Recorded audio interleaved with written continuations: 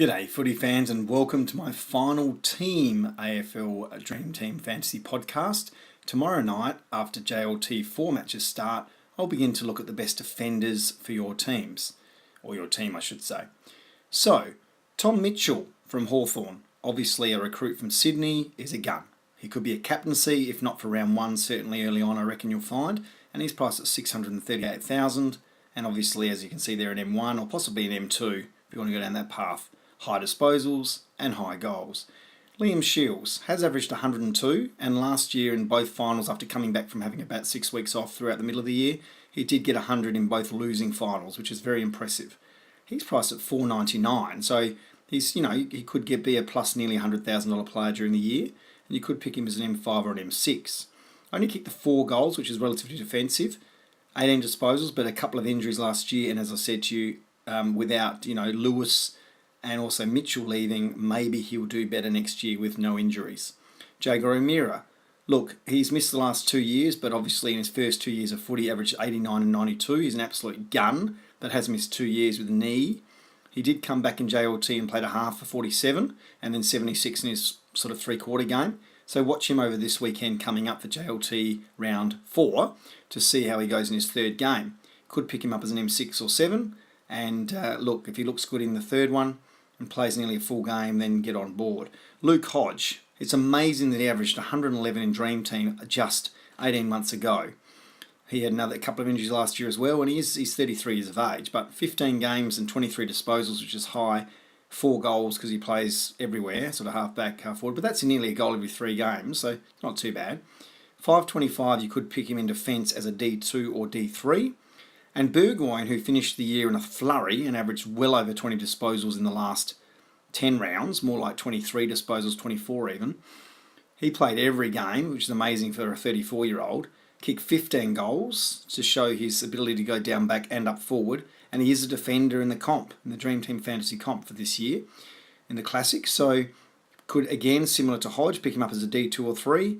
And he won't let you down because he's played something like 80 games in a row now over the last 3.5 years. So, look, he's fantastic. Even though he's older, he's a great value player and still doing really, really well. Now, Jared Roughhead, look, he averaged 86 or more 4 times in a row. 4 times out of 5 years. I think the other one was 83 in the year before last year. In other words, the 5 years before last year averaged around the mid-80s. Obviously, he had the knee issue and then, of course, the unfortunate melanoma, and he missed all of last year. But he's come back and got 60.5 and 78 in a three-quarter game over the past few weeks. Watch him in the third one, but at the moment he looks good. You may not want to pick O'Meara and Roughhead in the same team, of course, but you might like to pick one of them. Now, the other one I've got there is Isaac Smith. Now, he can be picked up as a forward or a midfielder. So at 538 and 9 goals in 24 games, so played every game, and 23 disposals, which is quite high. As a forward, he becomes a really good F2, or if you want to pick him as a midfielder, M5. But dual position, he's really important, and there's not that many high-scoring forwards that are sort of midfield-type players. He also might get a bit more time in the middle of the ground on the back of Lewis leaving and obviously Sam Mitchell a bit as well, depending on what happens with O'Meara, of course, coming in, and Tom Mitchell. So Bradley Hill's also left as well, so they've got 3 midfielders who have gone. He has averaged 96, and will he get more inside mid-time? That's what I'm wondering. He could. Now, Taya Miles is there as a proviso. Luke Hodge talked him up on the official AFL Dream Team podcast, which you can listen to on SoundCloud or iTunes, I think, as well. And Taya Miles is versatile. He averaged 20 disposals in VFL last year as an 18-year-old coming in.